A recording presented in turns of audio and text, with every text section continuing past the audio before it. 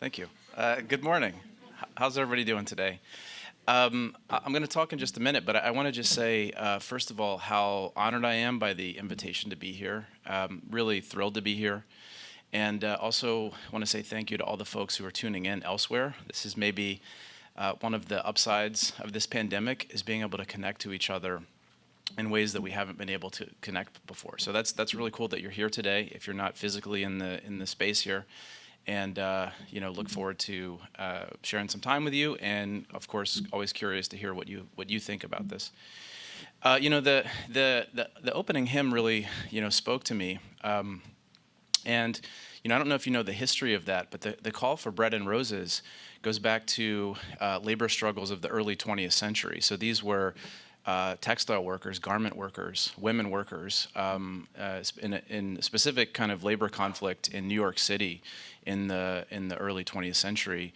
You probably have heard, at least some of you, of the Triangle Shirtwaist Fire, which was this big fire in a textile facility where over 100 people, mostly women, fell to their death because the building was on fire and the doors were locked.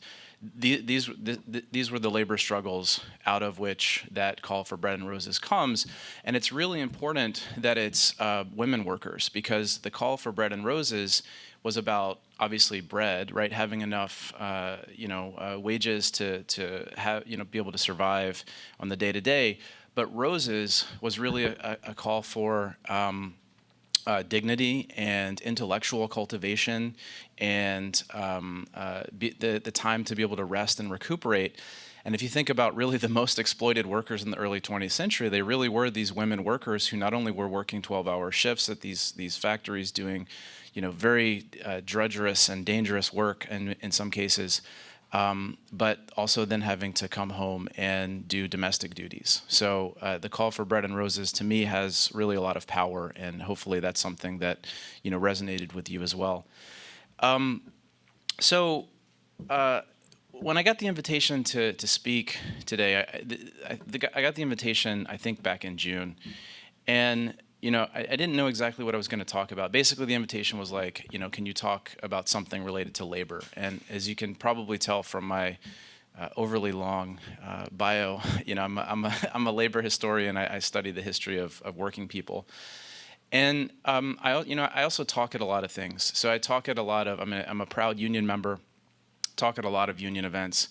And there's a line that I used a lot in various talks that I give. And the line is from Martin Luther King Jr., and the quotation is, "The arc of the moral universe is long, but it bends toward justice." Now, King, I've used that quote a lot of times. King is one of my heroes, right? And even as an academic, I don't know what you've heard about academia these days, but I at least have heroes, and King is one of them. So is Frederick Douglass, by the way, and I'll talk about Douglass a little bit here today too. But I think I've used this quotation a lot of times because it's inspiring, right? It inspires us. It gives us faith. It makes us think that if our cause is right, if our cause is just, we're going to realize it, because there's an inherent rightness in the world. And I never really spent a lot of time thinking about this quotation beyond that, that it was basically just an inspiring quotation. It sounds good in a speech. But when I was asked to speak, this was right around the time that I had just used this quotation in a speech to a union here in Green Bay. And I'd begun thinking deeply, a little bit more deeply, about what it meant. And so I thought I might share a little meditation on that with you today. So I've spent really all summer kind of thinking about this. And in this world that we live in, I've really come to wonder if the quote is still believable. Okay? Trust me, I'm not going to leave you on that depressing note, but this is the question that I have, okay?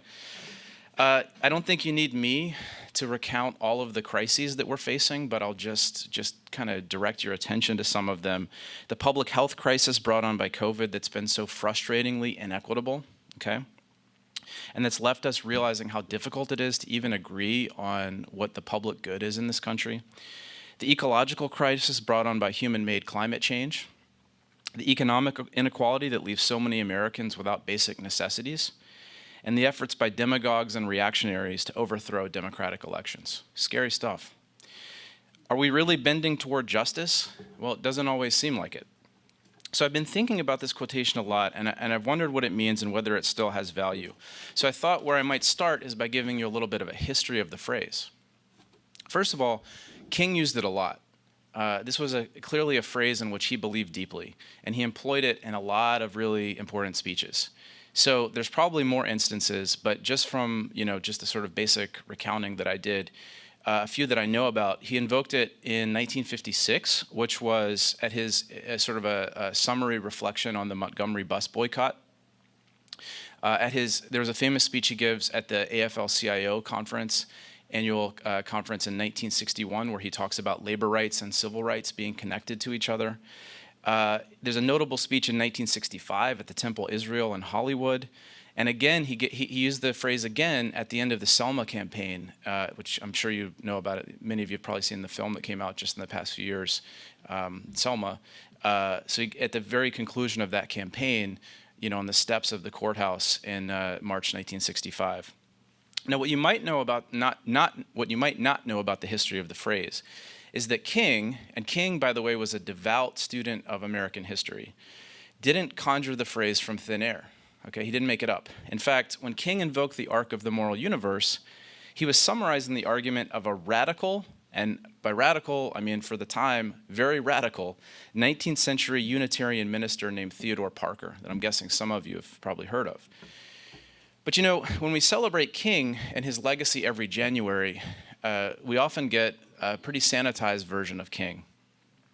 One of the things that made King so special as an American intellectual, a lot of people qualify it as, he was one of the most important African-American leaders or one of the most important African-American, intellectuals in American history. We can scratch the qualifier, right? He's one of the most important intellectuals in American history, full stop.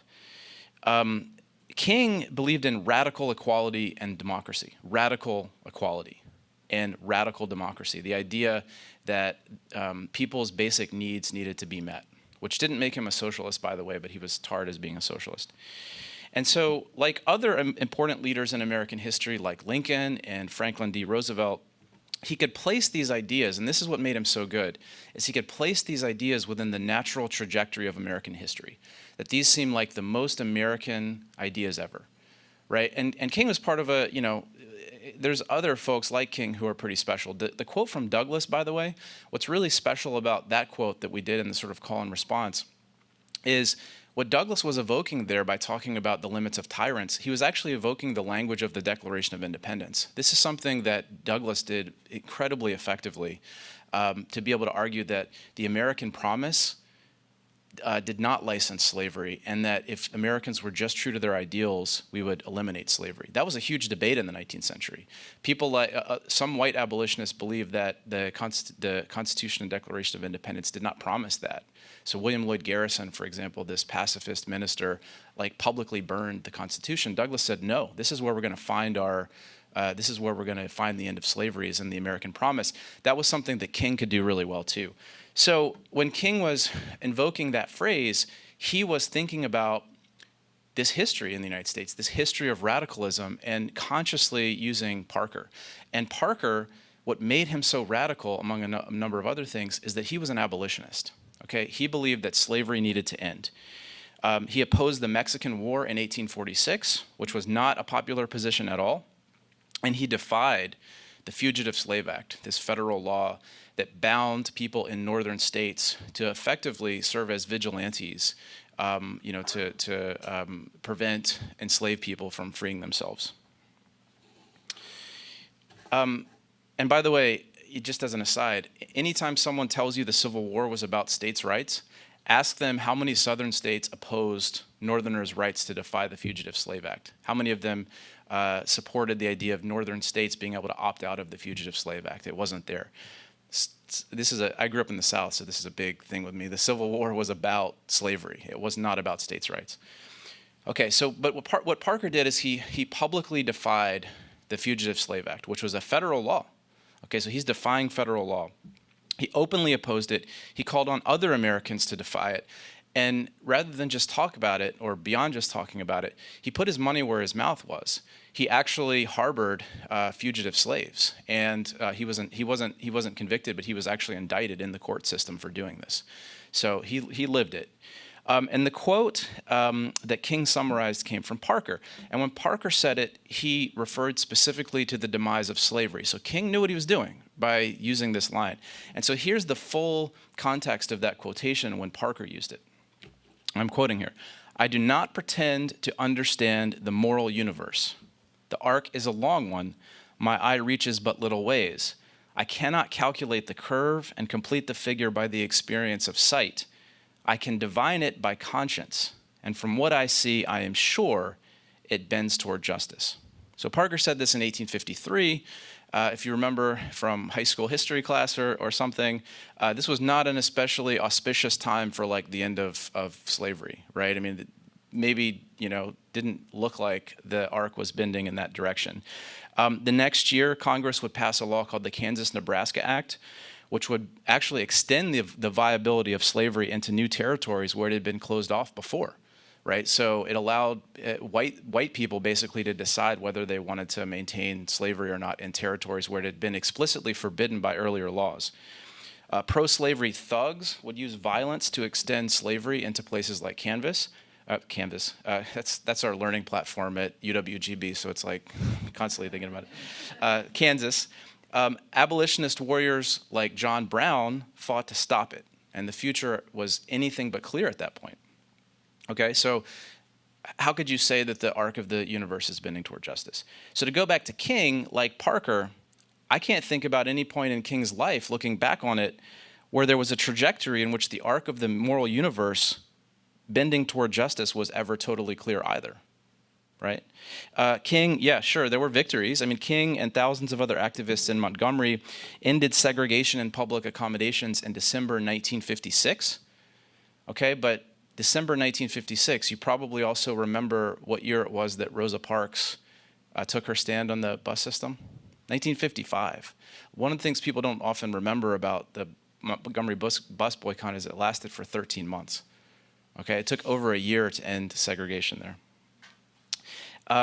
King and other activists marched on Washington in 1963, and the hundreds of thousands of activists led by King and A. Philip Randolph, who is a name that probably not many of you know, but is a name that everybody in this country should know as one of the most important political actors in the 20th century.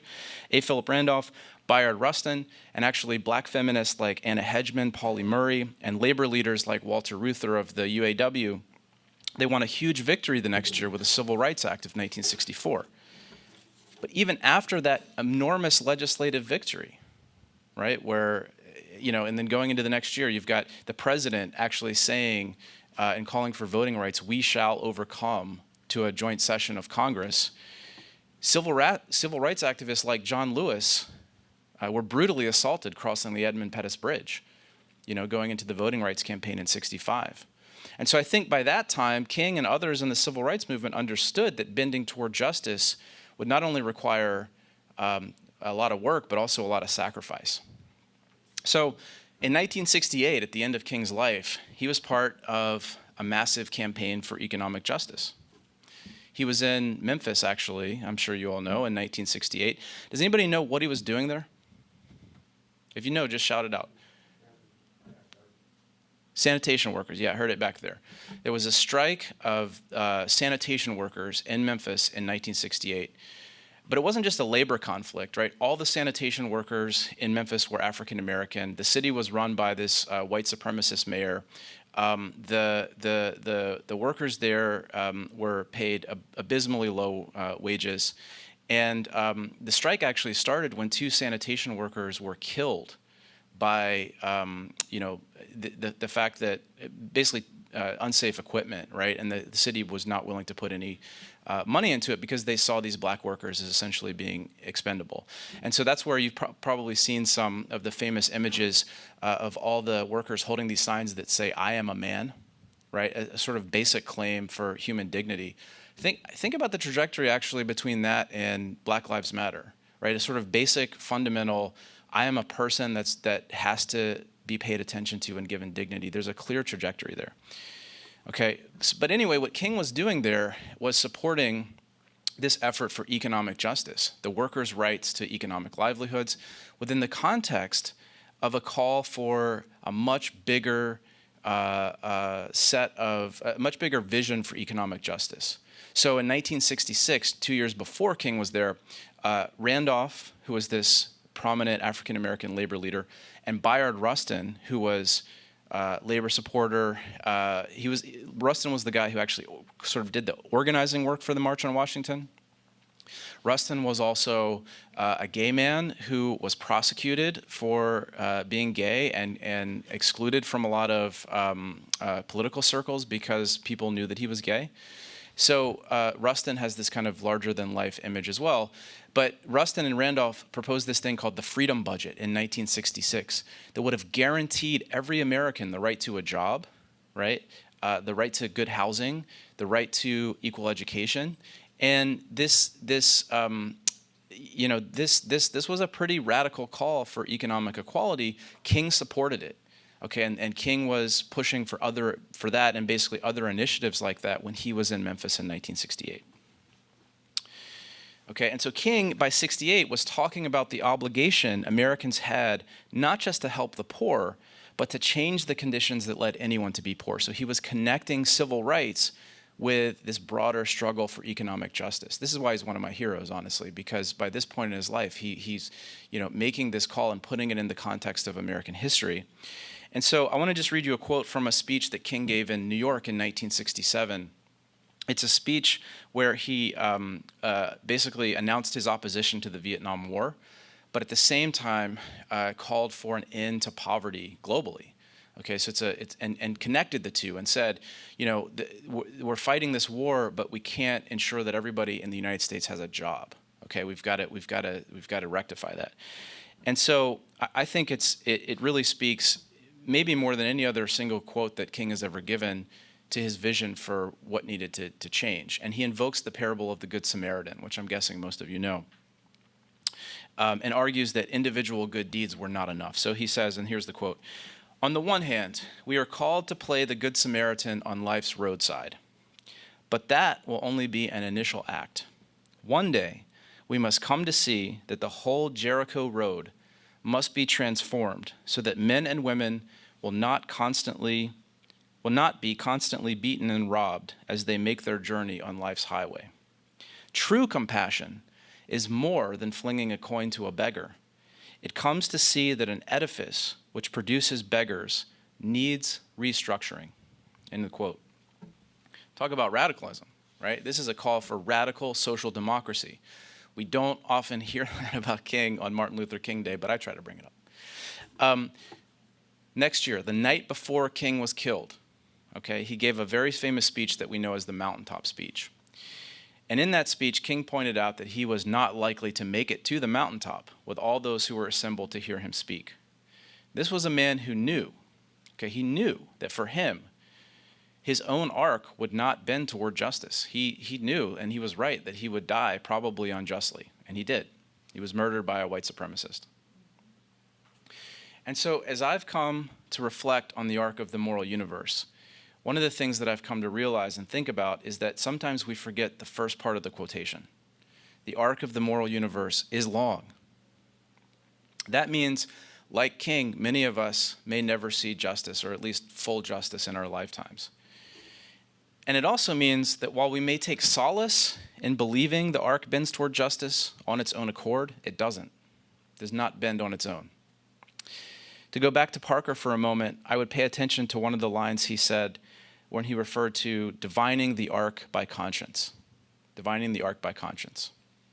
Conscience is something we find within ourselves, of course. It's what we know to be right, but I would argue that conscience is social, actually. It's not an inherent thing that each of us have inside of us. It stems from how we know we should treat each other. And we know how we should treat each other because of everyone who's come before us and everybody that we engage with every single day. Every advance we've made as people has come from working together and from building solidarity. And we build solidarity by fighting for each other, And fighting for each other means fighting for equality, and it means fighting for democracy. So the arc of the moral universe doesn't bend toward justice on its own. It bends because we make it bend. Our universe has bent, our moral universe, I should say. I don't think our specific universe is bent because of this, but our moral universe has bent only because of those who came before us. And the list is limitless, but Theodore Parker, Frederick Douglass, John Brown, Harriet Tubman, Sojourner Truth, Rosa Parks, Bayard Rustin, and Martin Luther King, and the millions of other people whose names are not in the history books, who undertook their own acts of courage to oppose slavery, to oppose white supremacy, to fight the Civil War, to fight for the rights of all working people in their diversity and all their diversity to labor in dignity, like those women calling for bread and roses, the rights of women to have control over their own bodies, and the ecological future of their kids and grandkids. And if we want to honor that legacy, which as Americans, it is our legacy. Don't let anybody tell you that it's not your legacy, or that the founding of this country stands for something else, or that all the people that have come after that stand for something else. Our legacy is equality and democracy. And if we want to honor that legacy, if we want to restore and deepen American democracy, we have to fight for it. Because we would have never smashed slavery in the days of Parker, or white supremacy in the days of King, without fighting for it. And today we will never have a society, and we'll never have an economy that works for everyone, as King and so many others envisioned. Our environment is never going to be made sustainable, and our political democracy will be lost. It will be lost without our efforts. The arc of the moral universe may bend toward justice, but only when those whose conscience calls for them to do so make it bend in that direction. And right now, more than ever, we need to put our shoulders on the wheel. All right, thank you. I appreciate it.